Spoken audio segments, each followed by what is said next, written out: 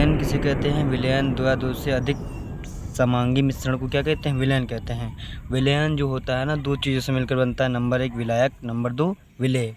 विलायक में क्या पाया जाता है? विलायक में जैसे जल, और विलेय में क्या होता है? चीनी। ये उनके सूत्र हैं। जैसे देखिए, जल का सूत्र होता है H2O, चीनी का सूत्र होता है HC12 H22O12, ठीक है ना। फिर अब विलायक होता क्या है? विलायक वो होता है जैसे कि जो विलेय पदार्थ को क्या करे? घोलता है।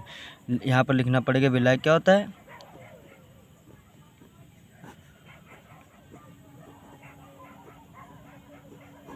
विलेय पदार्थ को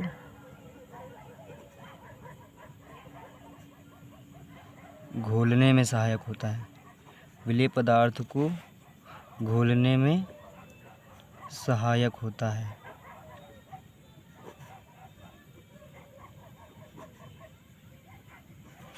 अच्छा, विलेय क्या होता है? सॉरी, विलेय क्या होता है? विलेय विलयन में विलीन पदार्थ की मात्रा, या विलयन में विलीन पदार्थ विलेय कहलाता है।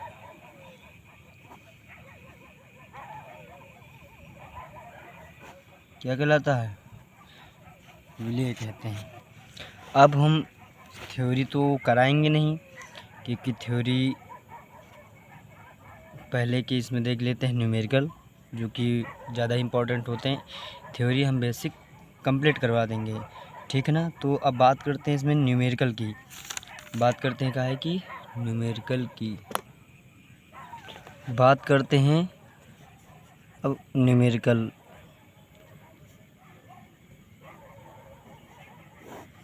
तो सबसे पहले जो न्यूमेरिकल में थ्योरी आती है उसको याद करना पड़ेगा। जैसे कि नंबर 1 विलयन की मोलरता। क्या? विलयन की मोलरता। विलयन की मोलरता क्या होती है? ये डिफिनीशन आप लोगों को याद होनी चाहिए। अगर ये नहीं याद होती है तो आपको नहीं आएगा। तो नंबर 1 विलयन की मोलरता होती क्या? लिखना पड़ेगा विलयन विलयन के 1 लीटर विलयन के 1 लीटर में विलयन के 1 लीटर में विलीन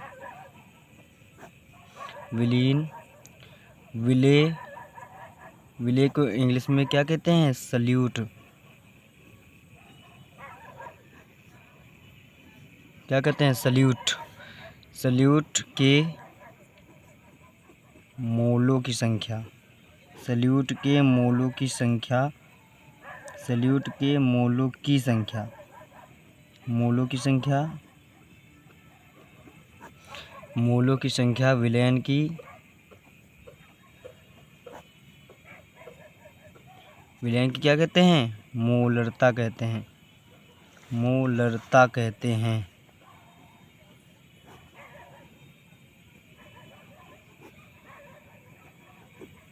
ठीक है। अब मेन इसमें आता है क्या? इसका सूत्र क्या होता है? मोलरता का सूत्र क्या होता है? मोलरता को कहाँ से प्रदर्शित करते हैं? लिख लेना मोलरता को, ठीक है। सूत्र क्या होता है? तो लिखना पड़ेगा मोलरता बराबर इसे लिख लो कैपिटल M। क्या लिखते हैं? Capital M। मोलरता बराबर होता है W इंटू 1000 बटे क्या होता है? W into 1000 M into V। तो भैया W क्या है? यहाँ पर तुमको लिखना पड़ेगा W बराबर क्या है? W बराबर है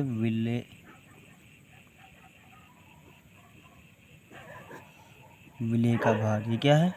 W बराबर विलेय का भार। ये आयतन है, ठीक। और ये क्या है?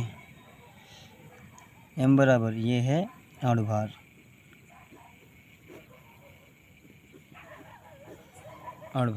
ठीक है।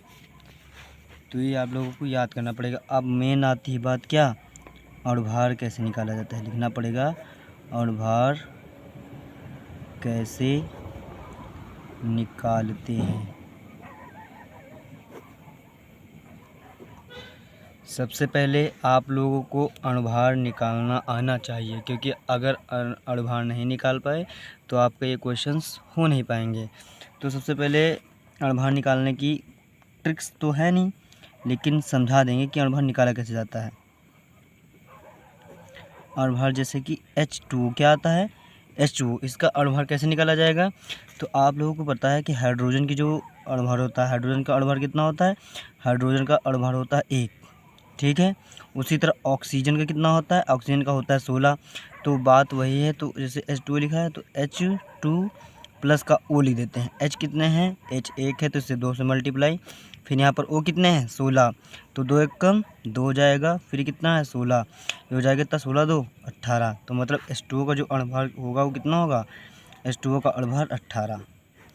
ऐसे ही काफ़ी सारे हैं, उनका निकालना पड़ता है। हम लोगों ने इतनी सारी चीज़ें सीख ली, अब आगे देखो और करते हैं कुछ। NaCl का अणुभार निकालना है, क्या निकालना है, NaCl का अणुभार।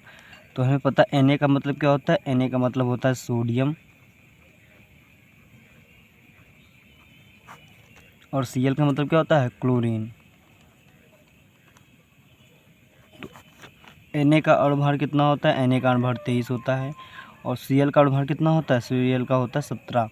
तो टोटल मतलब अणुभार का मतलब होता है बीच का योग, Na प्लस Cl। तो Na का 23 हो जाएगा, Cl का हो गया 16, 16 और 3 कितना होता है 40। तो NaCl का अणुभार कितना हो गया 40, ठीक है ना। फिर उसी तरीके H2SO4 का क्या होता है, क्या H2SO4 का अणुभार, H2 का मतलब क्या हो गया, H का होता है 2 यानी 1 होता है, इसका मल्टीप्लाई 2 से, फिर S का होता है 32, फिर प्लस 16 इंटू 4। ऐसा क्योंकि हमने, क्योंकि 16 जो ऑक्सीजन है, ऑक्सीजन कितनी बार है, 4 बार है, तो 2 1 कम भैया 2 हो जाएगा, ठीक है। फिर 32 का 32 हो जाएगा, फिर 16 चौको 64 हो जाएगा, ठीक है ना। तो 32 16 कितना हो जाएगा, ये सब 98, टोटल कितना हो गया 98। तो H2SO4 का अणुभार कितना हो गया 98। ये सारे जितने हमने मेन लिखवाए हैं, इन सबको याद करना पड़ेगा। या जिम्मेदारी किसकी है, जिम्मेदारी आप लोगों की है, ठीक है ना, ठीक है।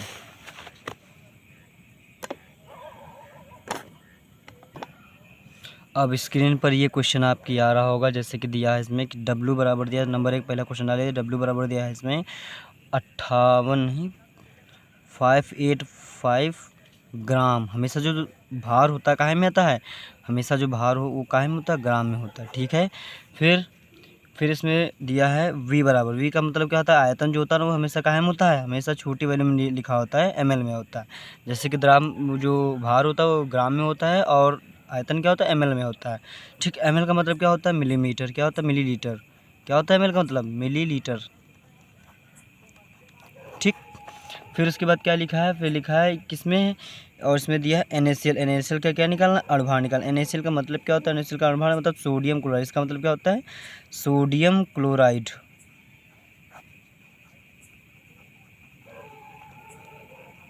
ठीक है। अब Na का भैया 23 होता है, लिख लो स्मॉल m बराबर क्या हो जाएगा, स्मॉल m का मतलब क्या है यहाँ पर, अणुभार। इसका Na का 23, Cl का कितना होता है 35.5, कितना होता है 35.5, ठीक है। तो कितना हो जाएगा, ये हो जाएगा 58.5, कितना 58.5। यहाँ पर जो हमने किया था Cl का भैया 35.5 होता है, ठीक है, थोड़ा गलती हो गई। तो ये हो जाएगा 58.5, क्या हो जाएगा NaCl का 58.5, ठीक है, ठीक है। तो भैया अब इसमें निकालने, इसमें मोलरता क्या निकालना है, मोलरता। तो भैया फॉर्मूला क्या होता है, फॉर्मूला ये होता है W into 1000 M into V। हमने सारी चीज़ें इसमें लिखवा दी हैं, तो उसे देख लेना। W का मतलब यहाँ पर क्या है, W का मतलब है 5.85 ग्राम, ठीक। फिर 1000 ये परमानेंट लिखना पड़ेगा। अगर जब क्वेश्चन काहे में होगा, मिलीमीटर में होगा, तो यहाँ पर 1000 लिखना पड़ेगा। अगर ये क्वेश्चन यहाँ पर लीटर में आता तो ये 1000 नहीं लिखते, ठीक है, ठीक है। M बराबर इसमें कितना दिया है, M भैया दिया है 58.5, ठीक है, बहुत बढ़िया। v बराबर कितना है 200, तो यहाँ पर लिख लेंगे 200। तो सबसे पहले क्या करते हैं, यहाँ पर 1 दशमलव हटाएंगे तो 1 जीरो इसको देंगे, यहाँ पर 2 दशमलव हटाएंगे तो यहाँ पर 2 जीरो इसको देना पड़ेगा। 4 जीरो से 4 जीरो खत्म, इससे ये खत्म, क्योंकि सेम सेम संख्या है आराम से काट सकते हैं। तो आंसर क्या आ जाएगा 1/2। 1/2 का मतलब आधा होता है, यानी 0.5, ठीक है, क्या हो जाएगा 0.5 मोल लीटर इनवर्स। इनवर्स का मतलब होता है कि पावर नीचे थी, हमने इसको ऊपर कर लिया, माइनस में हो जाएगी। तो ये हमारा आंसर। आप लोगों को हमें लग रहा होगा कि समझ में आ रहा होगा। अगर समझ में आ रहा है तो हमारे चैनल को सब्सक्राइब करें, बेल आइकन दबाना ना भूलें, ठीक है। एक अगला क्वेश्चन आपके, जैसा कि ये क्वेश्चन हम नोट कर रहे हैं, इसमें दिया है v बराबर दिया है कितना 100 ग्राम दिया है, ठीक है। कभी कभी जो जल भी होता है ना, वो ग्राम में भी लिख लिया जाता है, ठीक है, ये मात्रा है, ठीक है, एक तरीके से। तो ठीक है, और उसमें दिया गया है ग्लूकोज का क्या निकालना है, अणुभार, ग्लूकोज, ठीक है, ग्लूकोज का अणुभार क्या होगा,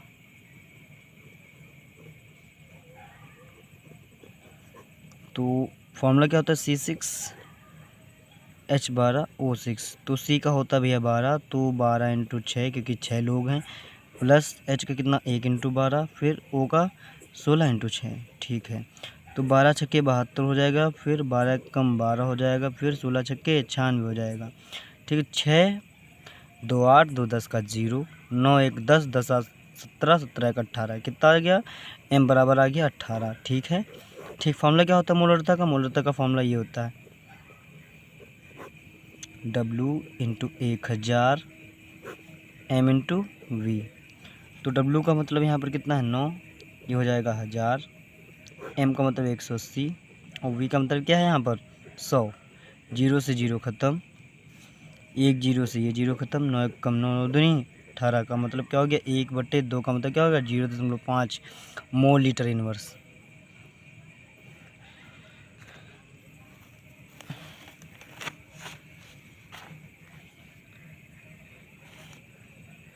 आज केवल 2 ही क्वेश्चन करवाए जाएंगे, बाकी अगर नहीं समझ में आता है तो आप लोग हमें बता सकते हैं, तो मैं अगली क्लास में ये वाला क्वेश्चन आपको करवा दूंगा, और फिर से कुछ नए क्वेश्चंस करवाऊंगा। फिर इसके बाद जो आगे चैप्टर है, चैप्टर मतलब यही कि जो अगला टॉपिक है नॉर्मलता, इसके बारे में हम बताएंगे, ठीक है। थैंक्स। अगर आप लोगों को नहीं समझ आता है तो बताइएगा, नहीं तो कोई दिक्कत